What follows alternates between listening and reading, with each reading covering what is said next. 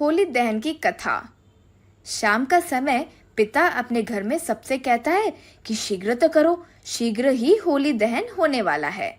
इसके बाद घर के सब लोग होली दहन देखने बाहर जाते हैं। वापस आते समय 6 वर्षीय पुत्र पिता के कंधे पर बैठे बैठे पूछता है। पुत्र: पिताजी पिताजी, ये सबने इतनी बड़ी आग क्यों लगाई?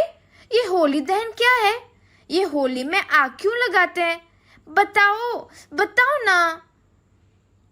पिता: अरे बस बस, इतने सारे प्रश्न। अच्छा चलो बेटा, बताता हूँ, सुनो। एक बार की बात है। हिरण्यकश्यप एवं हिरण्याक्ष नामक 2 राक्षस थे। इनमें से हिरण्यकश्यप बड़ा भाई था और हिरण्याक्ष छोटा। छोटे भाई ने एक बार भगवान विष्णु से शत्रुता कर ली, जिसके कारण भगवान विष्णु ने वराह अवतार धारण करके उसका वध कर दिया। पुत्र: फिर क्या हुआ पिताजी?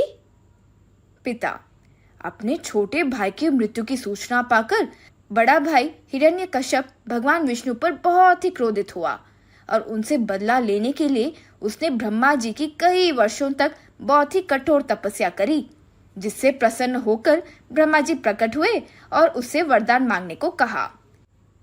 हिरण्यकश्यप बोला, भगवान मुझे अमरता चाहिए, कृपया मुझे अमर कर दो। ब्रह्मा जी ने कहा, वत्स, इस संसार में हर किसी की मृत्यु तो अनिवार्य है, इसीलिए कुछ और मांगो।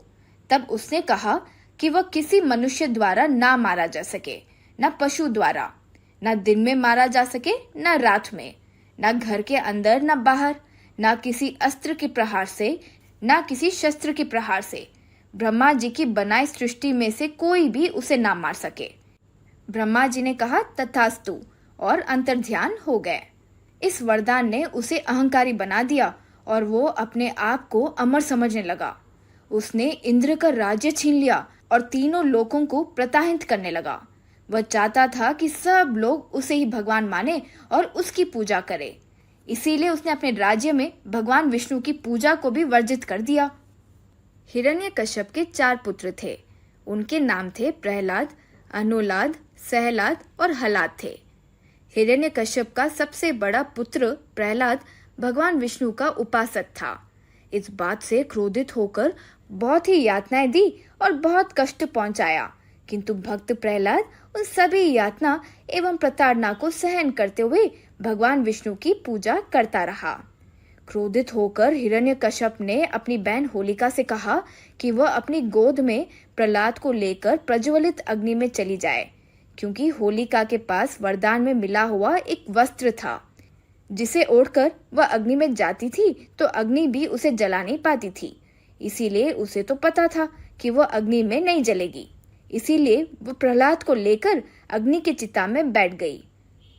किंतु भगवान विष्णु की कृपा से भक्त प्रहलाद का बाल भी बाका ना हुआ और होलिका जलकर राख हो गई और एक बार फिर से बुराई पर अच्छाई की जीत हो गई। तभी से हर वर्ष होलिका दहन किया जाता है, जिससे हम स्मरण रख सके कि बुराई कितनी भी ताकतवर क्यों ना हो, एक दिन अच्छाई उसे हराई देती है। नमस्कार।